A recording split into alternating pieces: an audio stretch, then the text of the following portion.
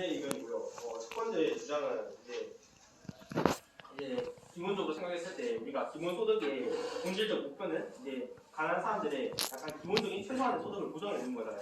그런 걸 보장하려고 하는데 이제 기본소득을 주는데 기본적으로 그 기본소득을 얻으려면 그 원천은 세금이란 말이죠. 근데 그 세금을 부담하는 거에서 이제 물론 그러니까 일반적인 기본소득에서 만약에 100만 원 버는 사람이랑 이제 한 1000만 원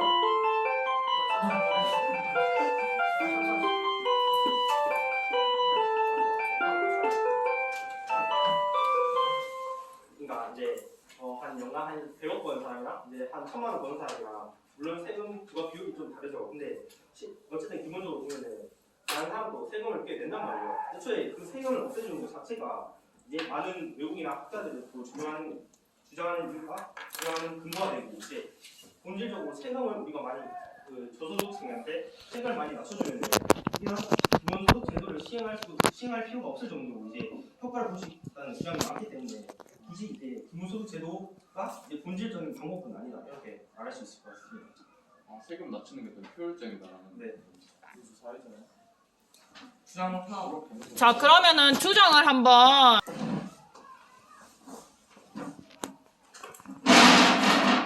첫 번째 주장은 국가 재정에서의 복지 비용이 굉장히 많이 든다는 주장입니다.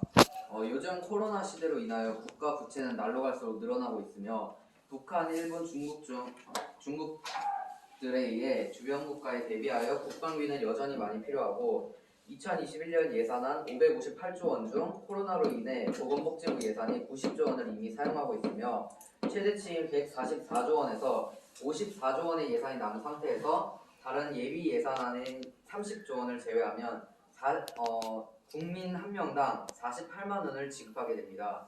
이미 바이러스 대책과 다른 복지 대책으로 돈이 더 들어가는 상황이기에 기본소득이 애매하지 않나 생각이 듭니다.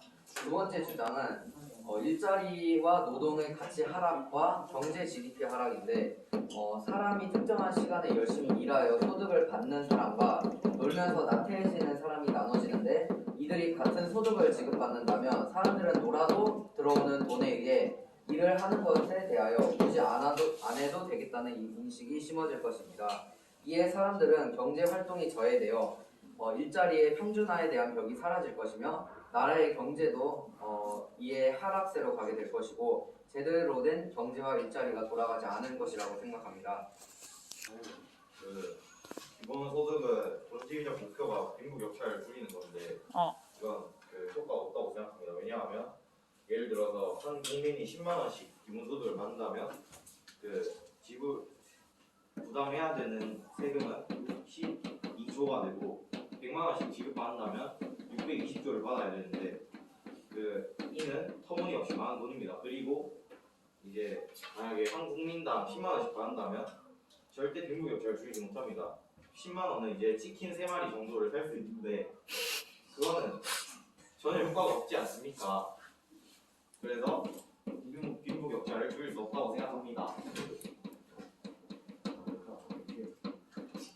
자, 저는 기본소득제를 우대하는 입장이고 첫 번째 주장은 노동력을 떨어뜨릴 것입니다. 사람들이 더 노력을 하여서 돈을 더 많이 벌려내고 힘을 써야지 기업이 발전을 하고 나라도 발전을 할 수가 있는데 기본소득제를 도입하면 일을 하지 않아도 열심히 하지 않아도 어느 정도의 돈을 지급하기 때문에 이 사람들의 노동력을 잃고 남들처럼 평범히 일을 하고 어렵고 위험한 일을 하지 않을 것입니다. 그렇게 되면 사람들의 노동력을 떨어뜨릴 것입니다. 오케이. 세연이의 주장과 같이 노동의욕이 하락될 수 있다는 주장에 힘을 실어준 것 같습니다. 좋고요. 또 한 명 더 들어오세요. 마지막. 한 개만 해주세요. 네, 괜찮습니다. 기본소득제 반대하는 입장인데 기본소득제를 시행하기에는 너무 많은 돈이 필요하다고 생각합니다. 사실 현재 복지 비용을 그것을 다 기본소득제에 사용한다고 하여도 아직 더 많은 돈이 필요하기 때문에 이렇게 됐을 때 부자에게 더 많은 세금을 인쇄하거나 이런 방법으로는 한계가 있다고 생각합니다. 실제로 문재인 정부가 부자에게 증세를 하였으나 결국 연간 6.3조 원 정도의 임금만을 볼 수 있었습니다. 복지제도의 재정 부담으로 작용한다는 의견에 힘을 실어준 것 같습니다. 좋습니다. 반대측 5명 입장이 진행됐기 때문에 찬성 측에서 3명 정도 발표를 이어서 하겠다고 하니까 한번 바로 이어서 할까요? 누가부터? 오케이, 영현이 가세요. 저는 기본소득제 찬성하는 유영현이라고 합니다. 일단 반대측 상접에서 기본소득제를 도입하면 일 안 해도 되고 일자리가 줄어들고 경제가 하락한다고 이런 말씀을 하셨는데, 근데 이걸 반대로 생각해 볼 수 있는 게, 일단 기본소득 시스템에서는 비공직이 열심히 일해서 소득이 증가하면 그에 따른 세금이 증가돼가지고, 그리고 사회보장, 그리고 세제 혜택 등이 빠르게 감소합니다.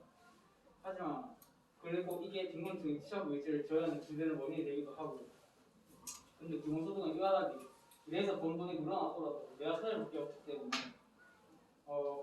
기본소득은 또 일자리를 찾고 소득을 늘리는 동기가 될 수 있다는 것도 말씀드리고 싶습니다. 좋네요. 노동의욕이 하락될 것이다. 일자리와 노동 가치가 하락될 것이다는 견해를 정확히 반박한 영현이의 견해였습니다. 좋네요. 또 하나 더? 또 있어. 그리고 아까 분명 빈종이었는데. 그리고 기본소득제를 할지 세금을 많이 걷어야 된다 이런 말씀하셨는데, 그럴 수도 있겠지만 일단 지금 현재 시행되고 있는 여러 흥분성 복지제도를 다 기본소득제를 바꿔준다면 어느 정도 비용 말을 할 수 있겠다고 생각합니다. 복지제도의 재정 부담으로 작용할 것이라고 했지만 지금 있는 복지제도의 현금이나 현물 지원 등 여러 가지 방안들을 재조정하면 충분히 기본소득제도를 실시할 수 있을 정도의 재정은 마련될 것이라는 의견이니까 요 견해에 반박을 한 것 같습니다. 오케이, 가세요. 네, 일단 주장 2개인데요. 첫 번째 하나는 선별 기본소득제를 지원하지 않는다고 하면 선별을 해서 지원하게 될 텐데, 과연 선별을 해서 일어나게 되는 불평등을 어떻게 해소할 것인가에 대해 문제가 있다고 생각합니다. 거기서 돈을 더 받아서 부정축제를 할 수 있는 사람들이 있을 것이고, 그리고 이것은 복지라는 정의에 따라서 완전히 달라진다고 생각하는데, 모두에게 나눠줘야지 소득 불균형 모두에게 나눠줘야 그게 정말 군대의 정의가 된다고 생각합니다. 그리고 또 다른 주장은 지금 현재는 복지에 대해서 여러 많은 정책을 시도하고 있는데 이것은 국가 업무를 비효율화하는 거라고 생각합니다. 기본소득제도만 실시를 한다면 국가 업무가 효율화될 것이고, 그것은 국가의 개입이 줄어든다는 것을 뜻합니다. 그럼 국가의 개입이 줄어든다는 게 정말 자본주의의 정의에 맞는 것이지, 여러 복지제도를 시도하는 것은 정말 자본주의의 정의에 맞지 않다고 생각합니다. 좋습니다. 첫 번째 주장은 이제 기본소득제도가 보편적 복지의 성격을 가지고 있기 때문에 선별적 복지제도의 한계를 보완할 수 있을 것이고, 분배적 정의를 고민했을 때 충분히 뜻깊은 제도인 것 같다는 새로운 견해를 주장해줬고요. 아까 기존의 복지제도를 재조정하고 개편해서 기본소득 재원을 확보할 수 있다는 견해를 영현이가 발표해줬는데, 그거 플러스 그렇게 할 경우 정부의 업무가 조금 더 효율화될 수 있을 거라는 조금 새로운 차원의 견해로 활약을 보태주었습니다. 좋고요. 충분히 이런 것들도 또다시 반박으로 할 수 있을 거니까 반대측 입장도 준비하고 계시면 되겠죠. 일단 찬성 측 한 명 더 들어봅시다. 네, 커먼요 나오세요. 저는 기본소득에 대해 찬성합니다. 왜냐하면 여러분이 평소에 생각하시는 층은 이제 고연령층을 제외한 이제 그런 층만을 보시고 계시기 때문에 저는 고연령층도 좀 생각을 해야 한다고 생각합니다. 네, 제가 조사한 바는 2011년 이제 6월 25일 최근에 나온 표를 보면은 이제 이것에 대한 조사가 이루어졌는데 60% 정도가 그 기본 소득에 대해 찬성을 했는데 그 60% 중에 대부분이 거의 다 고연령층이었습니다. 왜냐하면 고연령층은 이제 저희 같은 사람을 주변에 예시로 들자면 밑에 있는 내정 분들은 이제 고연령층이시잖아요. 그러면 주변에 이제 고령화사 저희 나라가 지금 고령화사인데요. 이제 어르신 같은 분들이 이제 직장을 한계를 가지면 저희 같은 이제 직장인들과 달리 직업식을 바꿀 수 없게 됩니다. 만약에 코로나로 인해서 이 직장이 활동하지 못하게 된다면 그분들은 아무런 활동을 없이 소득만 계속되고 소득은 없는데 자꾸 돈만 계속 내니까 돈은 없어지고, 그래서 저는 이 기본소득을 통해 여러분이 평이 생각하는 직장인보다는 고령화층을 좀 더 생각해야 된다고 생각합니다.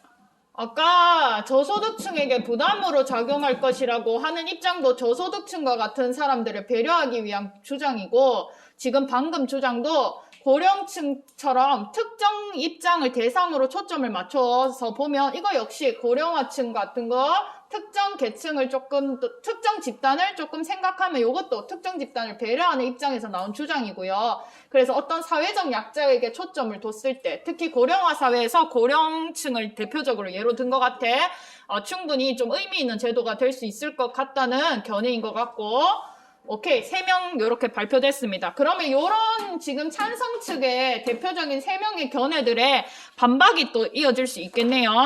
반박을 하면서 또 더 하고 싶은 주장이 있다면 새로운 주장을 더 꺼내셔도 됩니다. 알겠지?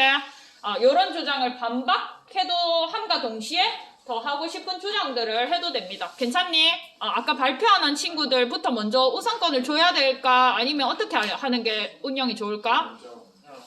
반대 먼저 하고 하려는 사람. 하려는 사람? 누구든지 아까 했든지 말든지. 오케이, 좋습니다. 그렇게 한번 해봅시다. 저희부터 하나요? 해볼래요? 해본대. 지우 한번 해보자. 하면 됩니까? 네, 그럼요. 아까 전에 기본소득제를 시행하지 않으면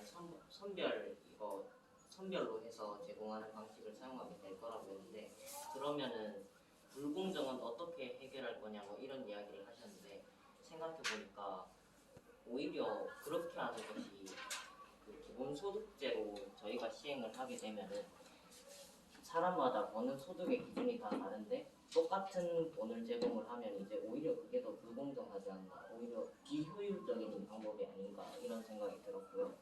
그리고 아까 사회적 약자에 초점을 맞춰서 지원을 해야 되는 게 아닌가라고 했는데, 그러면은 차라리 선별해서 지원하는 게 더 맞는 게 아닌가 이런 생각을 해봤습니다. 좋네요. 선별적 복지제도의 한계를 보완할 수 있다고 했는데, 선별적 복지제도가 그렇게 나쁜 제도가 아닐 수 있다. 선별적 복지제도를 하는 장점이 있을 수도 있다. 그리고 아까 효율성 문제, 그 다음에 이런 것들 이야기해줬는데, 오히려 그 기본소득 제도를 실시하는 정부 입장을 고려할 때 정부의 행위가 더 불공정이 될 수도 있고, 그리고 더 비효율적인 측면으로 기본소득 제도가 흘러나갈 수 있다는 이런 반박을 세 개의 견해를 한꺼번에 반박한 것 같습니다. 또 오케이, 세연이.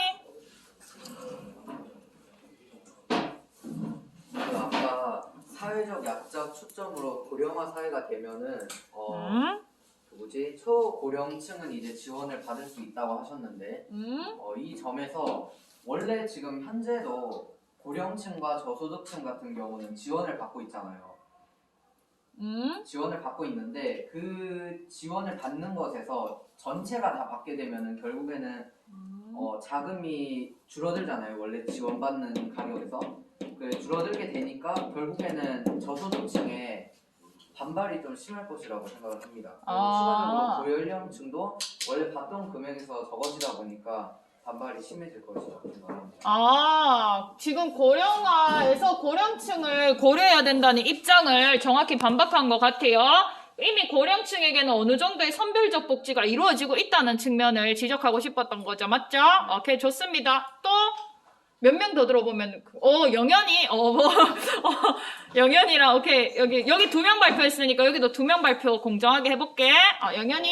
저 친구가 지금 노인들에게 복지가 이루어지고 있다, 이런 말씀하셨는데, 그 선발적 복지해주는 게 노인들한테 잘 이루어지고 있었다면 노인 빈곤 자살 이런 문제들이 일어나지 않았어야 하잖아요.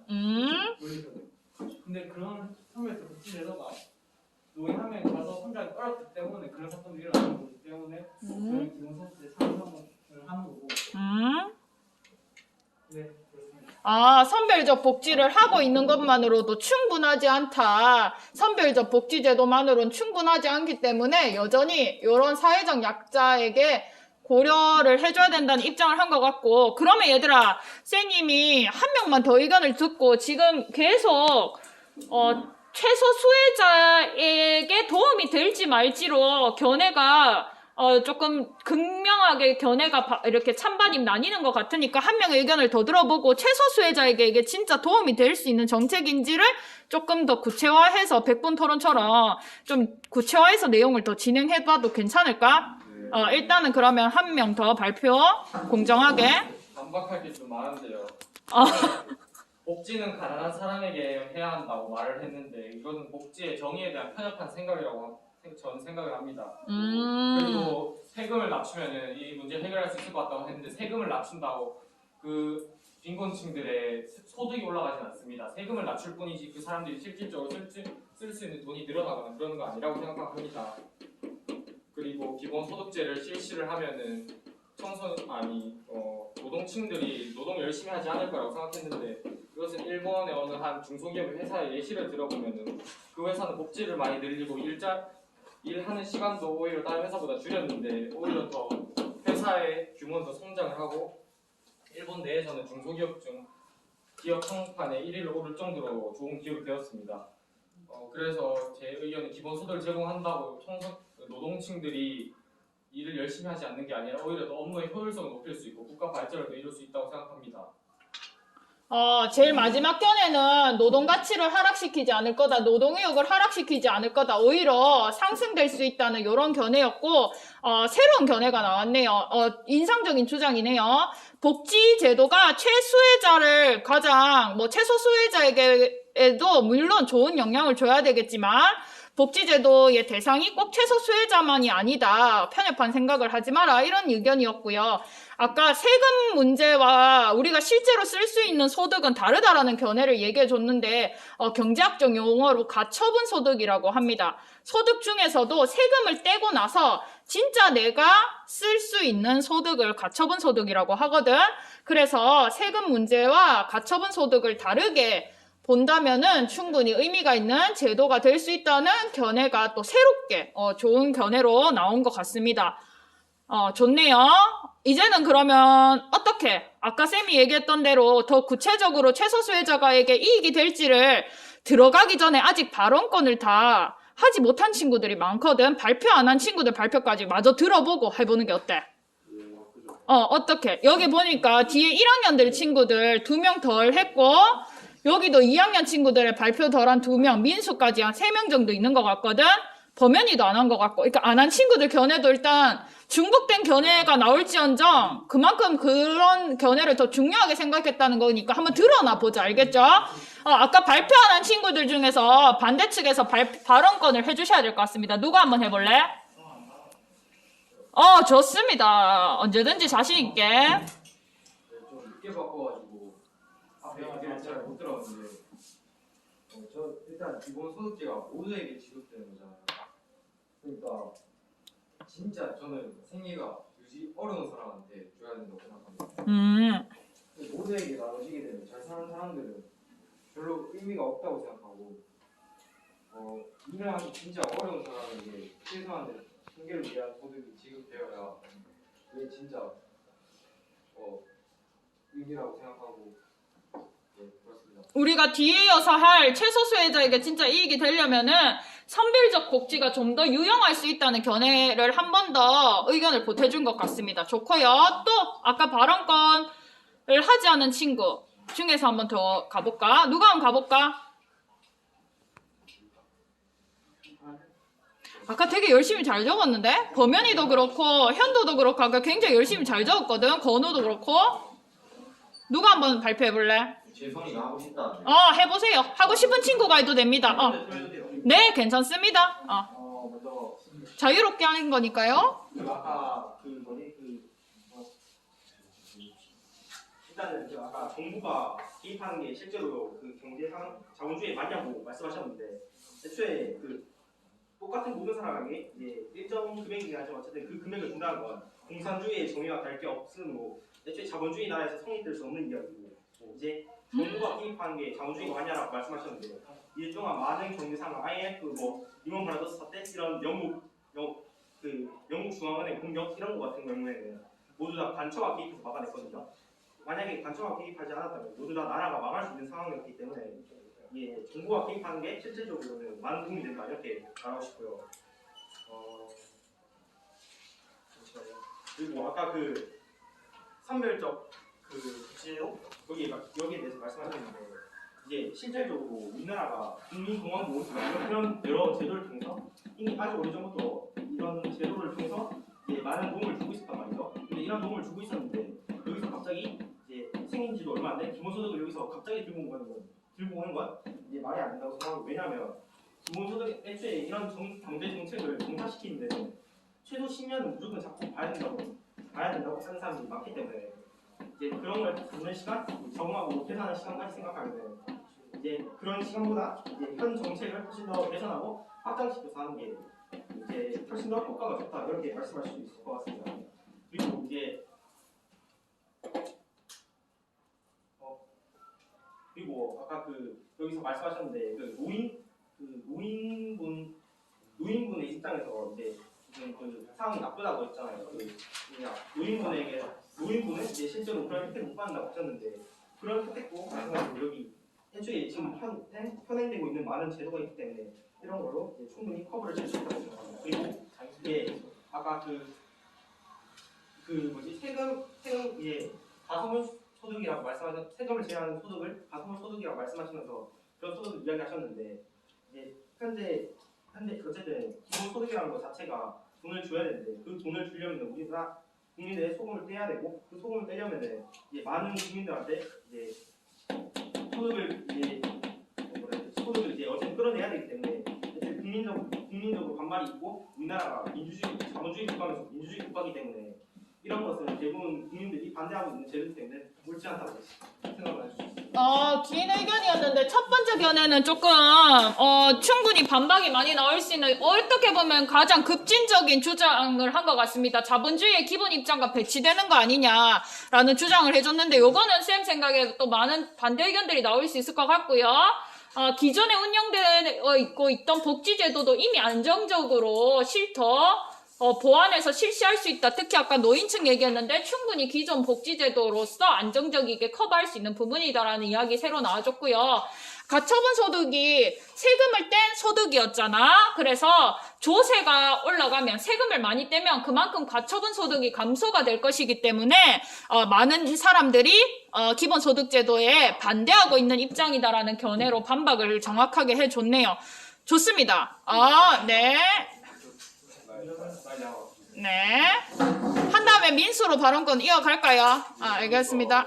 공산주의랑 다를 게 없다고 말을 했는데, 공산주의는 노동의 대가에 대해 똑같은 값을 지불하는 거고, 저희가 말하는 자본주의에서는 복지를 하면서도 거기에 노동을 할 수 있고, 일단 기본적인 삶을 보장해주고 거기서 필요한 걸 노동으로 채우라는 말이죠. 그래서 어떻게 공산주의와 똑같다고 생각할 수 있는지 이해가 안 가는 부분이 있고요. 그리고 현대에서 정부의 개입이 과연 필요한가라는 점을 생각해봐야 된다고 생각합니다.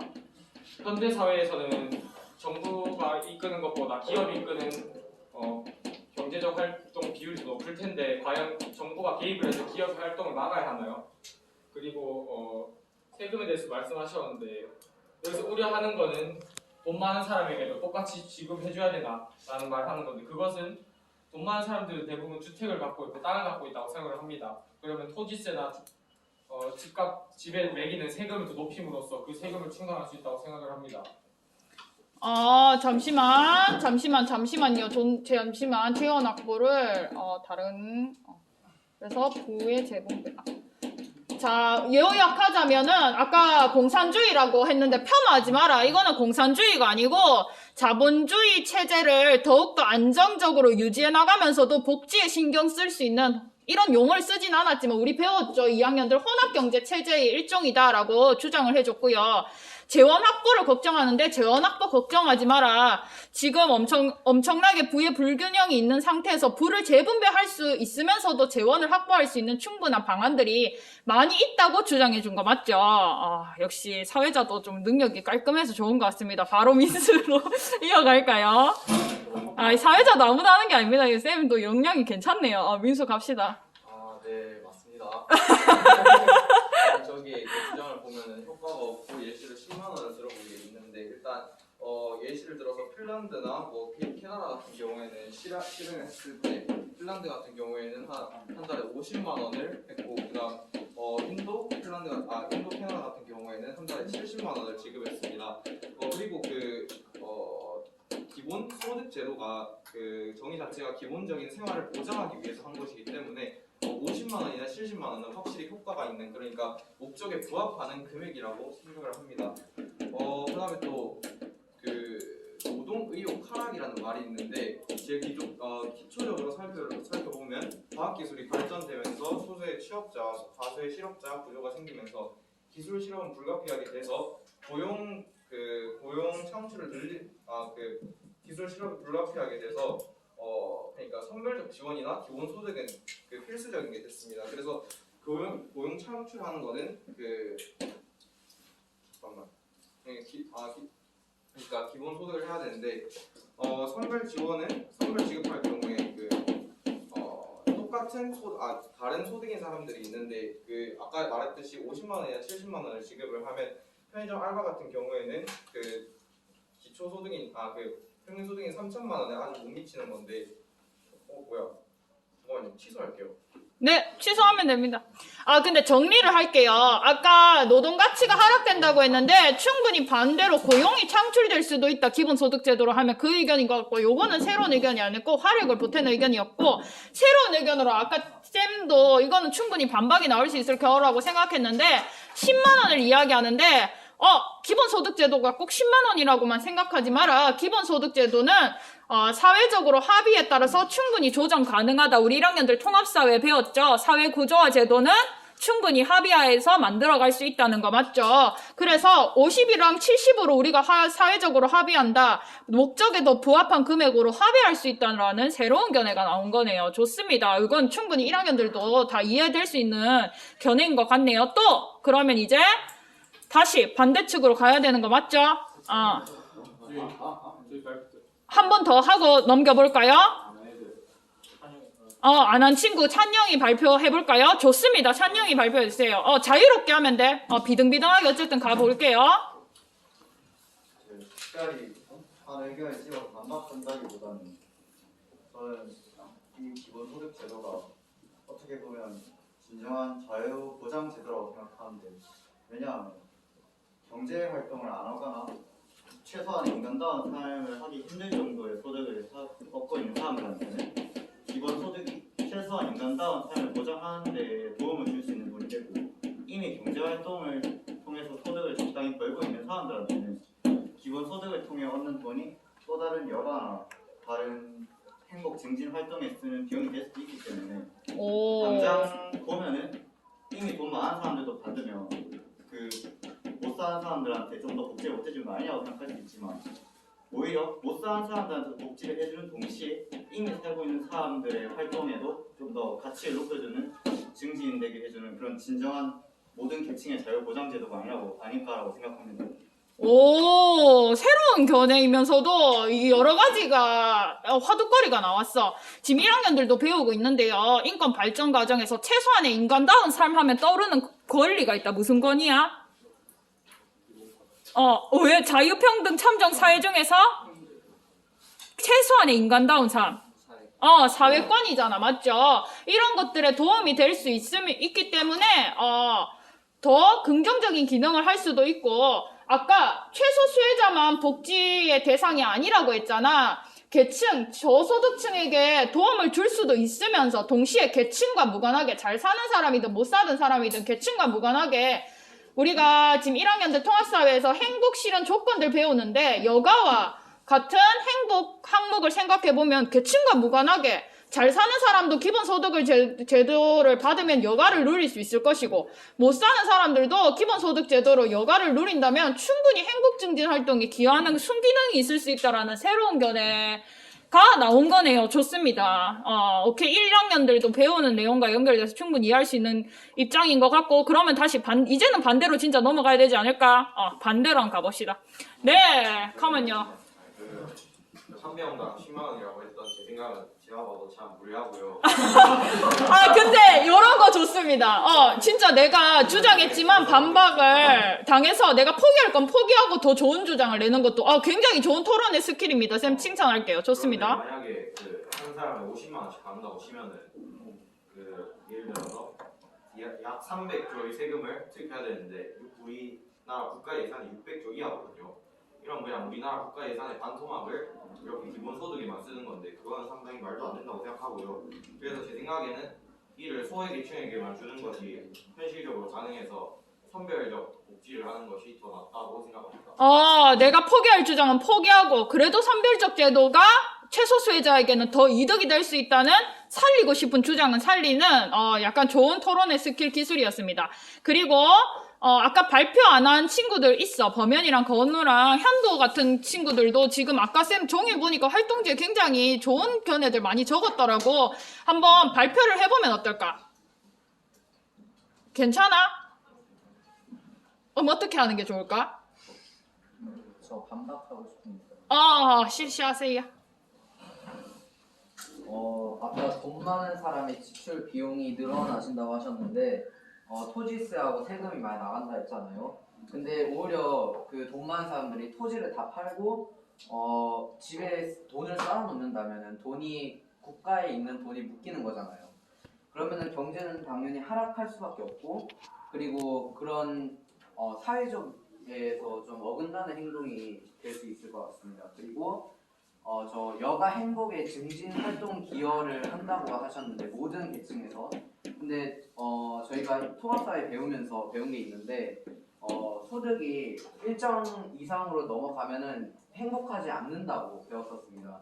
그렇기 때문에 모든 계층에서 행복하다는 것은 아닌 것 같기도 하고 돈이 많은 사람은 저거를 오히려 행복보다는 다른 쪽으로 생각을 하여 활용을 할 것 같습니다. 잠시만. 오케이. 지금 굉장히 반박 나올 수 있어. 충분히 반박이 나올 수 있는 견해지만 그래도 좋은 견해인 게 아까 혼합경제 얘기했잖아. 근데 혼합경제와 연결될 수 있는 사상인 케인즈의 사상에서도 축장의 가능성을 부정하지 않습니다. 만약에 잘 사는 사람들이 만약에 현금을 계속 축장에 놓는다면 기본소득제도가 이런 축장으로 악용될 경우를 비판하고 있는 것 같고요. 또 아까 행복의 증진에 기여할 수 있다는 그 찬영이의 주장도 굉장히 좋았는데 이스털린의 역설 이야기하고 싶었던 거 맞지? 통합사에서 배운 이스털린의 역설을 보면은 소득이 적은 사람들은 소득 증진이 행복 증진에 많이 기여하지만 이미 잘 살고 있는 사람에게는 돈을 10만 원, 50만 원 더 준다고 해서 행복에 크게 기여하지 않을 것 같다는 의견인 거잖아. 맞지? 그래서 그런 걸 이야기하면서 또 좋은 주장을 반박까지 또 좋게 해준 것 같습니다. 또, 오케이, 찬영이요, 세연이의 견해 대립인 것 같네요. 좋습니다.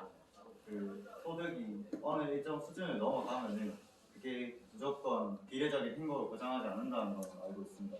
배웠죠. 그것은 내가 노동이나 노력을 통해서 벌어들인 소득이 아니지 과연 완전 어떻게 보면 물론 세금 안에 내는 거에 암묵적으로 포함되긴 하겠지만 어떻게 보면 공짜처럼 주어지는 건데 그게 소득으로 벌어들인 돈의 행복 질서 완전히 일치한다고 또 보기도 애매한 것 같습니다. 이스털린의 역설을 나도 배워서